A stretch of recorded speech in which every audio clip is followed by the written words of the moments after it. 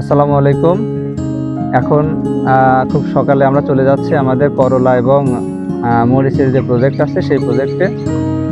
এই প্রজেক্টে যাওয়ার সময় আমাদের এরকম দুই পাশে পাটের মাঝখান দিয়ে যেতে হয়। একটু যাওয়ার সময় কষ্ট হয় অবশ্য, তারপরেও প্রতিদিন আমাদের সেই প্রজেক্ট না গেলে মনের কাছে ভালো লাগে না।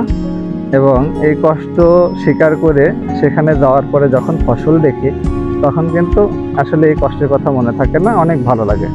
তো চলুন দেখি আমার বর্তমান প্রজেক্টের কি অবস্থা।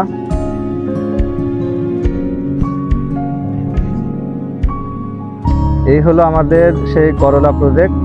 আজ থেকে প্রায় 15 দিন আগে আমরা এখানে এসেছিলাম। নতুন করে সেরকম আপডেট আমরা দিই নাই, যে এর মাঝে খুব বৃষ্টি ছিল, সেই বৃষ্টির কারণে আসলে আসা হয়নি। অনেকেই জানতে চেয়েছেন আমাদের এই করলার প্রজেক্টের বর্তমান কি অবস্থা। বিশেষ করে আমার কলেজের পিয়াস স্যার এবং পার্থ স্যারের কথা না বললেই নাই। গতকালকেও জিজ্ঞেস করছে যে আপনার এই করলার প্রজেক্টের আপডেট দিচ্ছেন না, আমরা একটু জানতে চাই। সেই জন্য আজকে সকালে আসা। 15 দিনের ব্যবধানে যখন আমরা ওই দিন ছিলাম এই পর্যন্ত গাছ ছিল।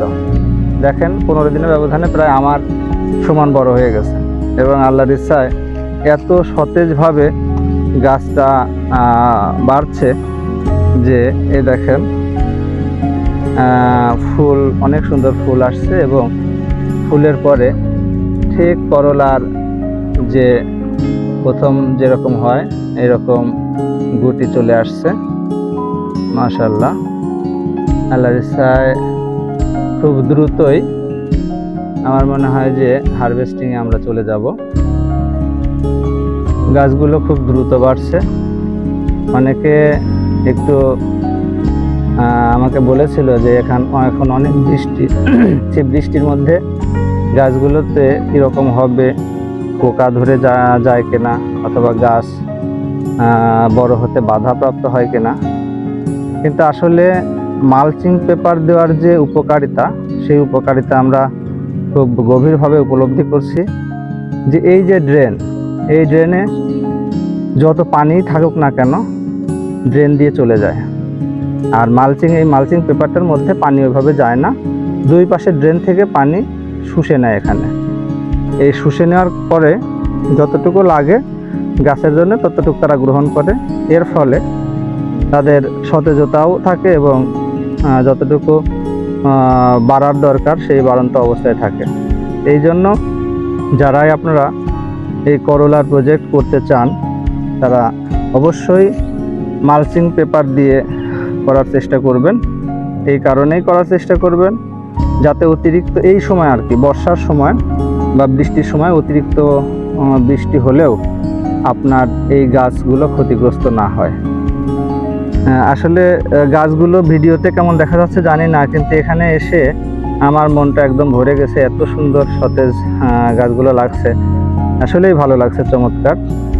তো আমি আগেই বলেছি যে গতানুগতিক চাষ পদ্ধতির বাইরে বিকল্প ফসল নিয়ে ভাবা যায় কিনা, বিকল্প চাষ করা যায় কিনা, তারই একটা পরীক্ষামূলক প্রজেক্ট আমার এই করলা চাষ। কারণ আপনারা জানেন যে আমাদের এলাকায় এখন যত দূর চোখ যাবে এরকম শুধু পাট আর পাট। চারিদিকেই আপনারা যত দূর তাকাবেন তত দূর পাট, এবং এই পাট নিয়ে কৃষকদের ঝক্কি ঝামেলার শেষ নেই। তারা বিকল্প ফসল উৎপাদন করতে চায়।